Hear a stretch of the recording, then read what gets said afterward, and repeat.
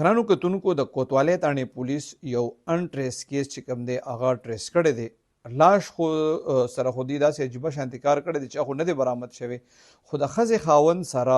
څلور ملزمان چې کوم دي پولیس نیولي دي د دې واقعي ډیټیلز داسې دی د کوتوالۍ تاڼې پولیس وینا دا ده چې په 20 فروری 2025 باندې میا عباس نومي کس دي ته رپورټ درج کړی و چې د ماما دی ریاض نوم دی عمر 70 سال دی و چې هغه چا اغوا کړی دی پولیس وی دې کیس کې دی تفتیش شروع کړو د دوستان رشتہ داران ټول شامل تفتیش کړي د دوران کې دی د یو مرګره چې کم دی هغه شامل تفتیش کړي دی هغه بیان بدلول بیا پولیس په شک راغلی چې مزید انټروګیشن ته پولیس کړي دی